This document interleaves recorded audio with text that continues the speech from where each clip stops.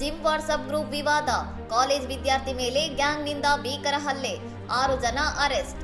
ಬೆಂಗಳೂರಿನ ಸಂಜಯ್ ನಗರ ಪೊಲೀಸ್ ಠಾಣೆ ವ್ಯಾಪ್ತಿಯಲ್ಲಿ ಜಿಮ್ ವಾಟ್ಸ್ಆಪ್ ಗುಂಪಿನಲ್ಲಿ ಆರಂಭವಾದ ವಿವಾದವೊಂದು ಕಾಲೇಜ್ ವಿದ್ಯಾರ್ಥಿಯ ಮೇಲಿನ ದೈಹಿಕ ಹಲ್ಲೆಯಲ್ಲಿ ಅಂತ್ಯವಾಗಿದೆ.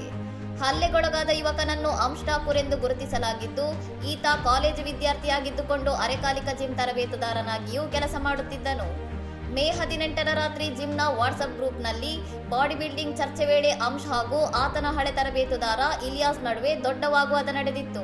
ಈ ವೇಳೆ ಮಧ್ಯಪ್ರವೇಶಿಸಿದ ಮತ್ತೊಬ್ಬ ಜಿಮ್ ತರಬೇತುದಾರ ಮತೀನ್ ಇಲಿಯಾಸ್ ವಿರುದ್ಧ ಮಾತನಾಡದಂತೆ ಅಂಶ್ಗೆ ವಾಟ್ಸ್ಆಪ್ನಲ್ಲೇ ಬೆದರಿಕೆ ಹಾಕಿದ್ದನು.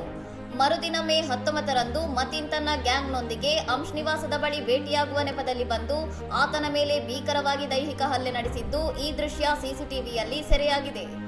ಸಂತ್ರಸ್ತನ ಕುಟುಂಬ ನೀಡಿದ ದೂರಿನ ಮೇರೆಗೆ ಕಾರ್ಯಾಚರಣೆ ನಡೆಸಿದ ಸಂಜಯ್ ನಗರ ಪೊಲೀಸರು ಮುಖ್ಯ ಆರೋಪಿ ಮತೀನ್, ಶೈಲೇಂದ್ರ, ಪವನ್ ಸೇರಿದಂತೆ 6 ಜನರನ್ನು ಬಂಧಿಸಿದ್ದಾರೆ.